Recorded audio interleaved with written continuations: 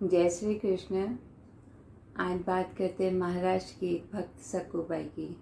वो अपने परिवार के साथ रहती थी, लेकिन उनकी सासूबाई उन्हें बहुत परेशान करती थी और जो उनके पति थे वो अपनी माँ की ही बात सुनते थे। तो सक्कूबाई भगवान की भक्ति करते हुए अपनी गृहस्थी की जिम्मेदारी हंसते हुए निभाती थी। कहती थी कि ये लोग मुझे परेशान करते हैं, इसी वजह से मैं भगवान आपके साथ जुड़ी हुई हूँ। तो किसी ने उनसे पूछा कि भाई तुम्हारे माता पिता कहाँ रहते हैं, तो कह रही थी कि पंढरपुर में रहते हैं। भगवान कृष्ण उनके पिता हैं, रुक्मणी जी उनकी माँ है। इस तरह से उन्होंने पिता पुत्री का संबंध स्थापित किया भगवान के साथ भक्ति में।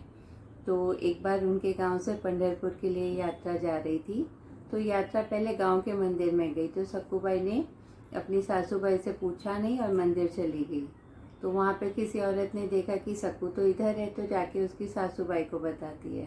उसकी सासूबाई अपने बेटे को भेजती है कि उसको लेकर आओ, और वो चाहती है पंढरपुर जाना, लेकिन उसकी सास और उनके जो पति थे वो नहीं चाहते थे ये जाए।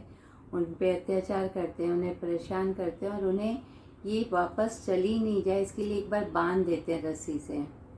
तो सक्कूबाई बड़ी दुखी होकर भगवान से कहती कि भाई मेरी तो इच्छा है आपके दर्शन हो जाएं, आपकी चरण कमल के दर्शन हो जाएं, मैं दर्शन करना चाहती हूँ।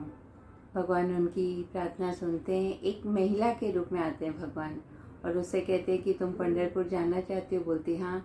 तो वो तो जा नहीं सकती, बंधी हुई है। तो भगवान उसका बंधन खोल देते हैं और वो क्षण में ही पंढरपुर पहुँच जाती है। और वो कुछ दूसरी दुनिया में ही लगता है उसको पहुँच गई है। सिर्फ रस्सी का बंधन ही नहीं, वो कई बंधनों से मुक्त हो गई थी। और इधर भगवान भक्तों के इन्होंने भगवान भक्त के लिए क्या कर सकते वो देखिए। भगवान भक्त के लिए बंध जाते हैं उस रस्सी में। फिर काफ़ी समय तक उसकी सक्कूबाई की सास जो उनको खाना नहीं दे रही थी, परेशान कर रही। फिर एक दिन सोचती है कि कहीं मर जाए, तो इसके लिए उसको खोल देते हैं उसको और खाना भी देते हैं। फिर वो घर के सब काम जैसे पहले सक्कूबाई करती थी वो सारे काम भगवान सक्कूबाई बन के कर रहे हैं। तो भगवान के हाथ का खाना खाते हैं तो उनकी बुद्धि भी सुधरती कि भाई हम लोग गलत कर रहे हैं। वो उनका व्यवहार भी थोड़ा बदलता है।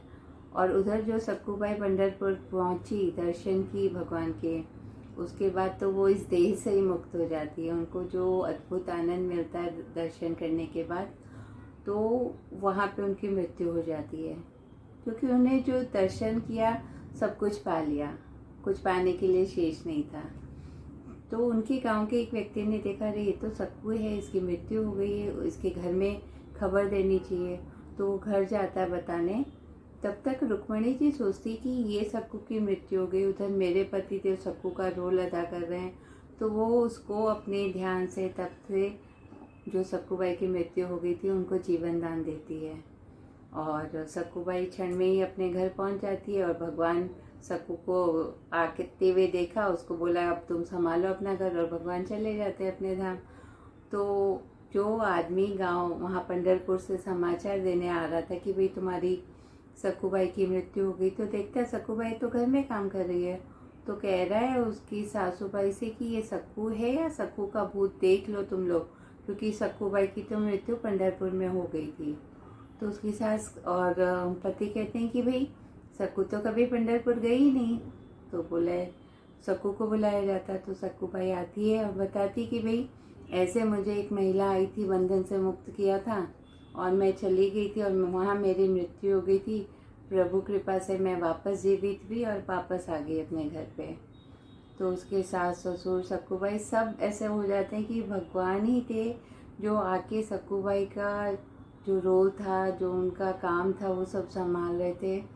उसके सास ससुर और उसके पति को तो बहुत पश्चाताप होता है कि उन्होंने भगवान के साथ ऐसा व्यवहार किया। कहते हैं ना, भगवान अपने भक्तों के लिए कुछ भी कर सकते हैं। और उसके बाद वो भगवान की भक्ति में तो लीन हुए ही, लेकिन वो सक्कूबाई की भी पूजा करने लगे कि सक्कू तुम्हारी वजह से हमें भगवान के दर्शन हुए, ये अलग बात है हम उन्हें नहीं पहचान पाए। इस तरह से सक्कूबाई का रोल भगवान ने अदा किया, प्ले किया, क्योंकि कहते हैं भगवान अपने भक्तों के लिए कुछ भी कर सकते हैं। धन्य सक्कूबाई, धन्य महाराष्ट्र की धरती, धन्य भारत की धरती। जय श्री कृष्ण, सबका मंगल हो।